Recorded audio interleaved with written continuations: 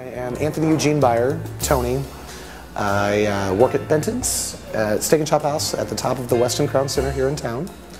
The name of my drink is The Art of War. The name of the drink actually, along with the drink itself, comes from a Quentin Tarantino film. Lucy Liu's character in Kill Bill kind of inspired it. She plays a character that takes over the Japanese Yakuza.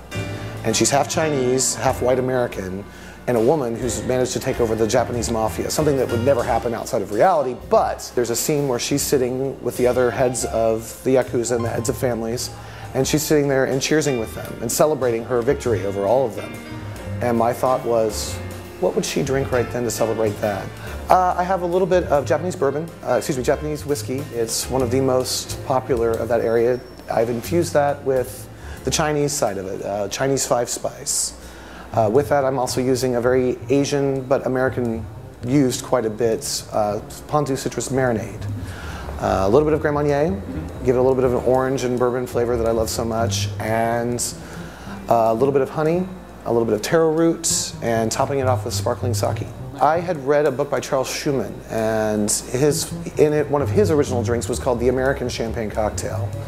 And it was the first time I'd ever seen bourbon used with champagne.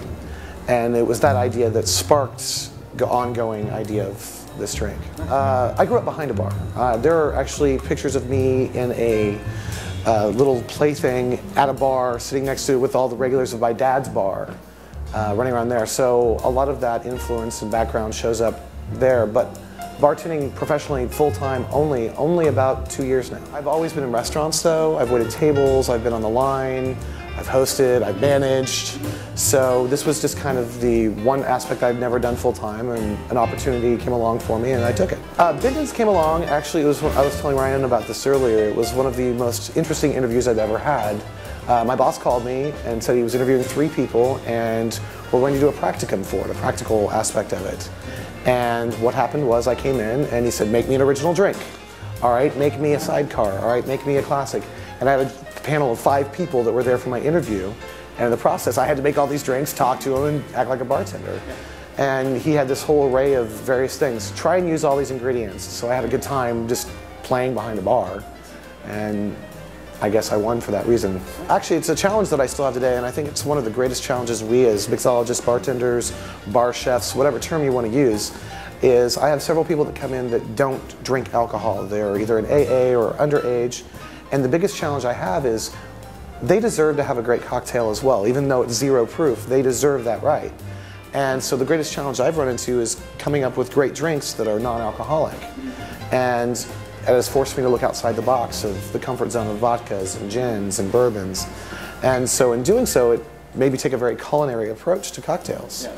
And that has spilled over now into my regular cocktail and mixology as well. All my cocktails I create now have to have a story, have to have something, some reason why you would drink this.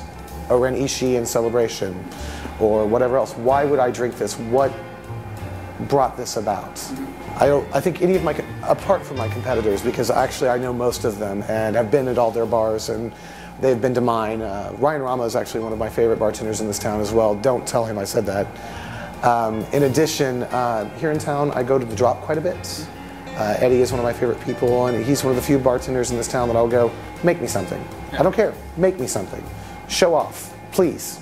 And I think that's one of our favorite things is when that person walks up to you and says, make me something, and go from there. And any bartender in this competition, of course, and my friend Heather Price, who also, when I got notification about this, said, I'm making you something. You hate Jaeger, right? I'm like, yeah, I don't like Jägermeister. So I had a Jägermeister-based cocktail that she threw at me. And her joy was the fact that I really loved it. So.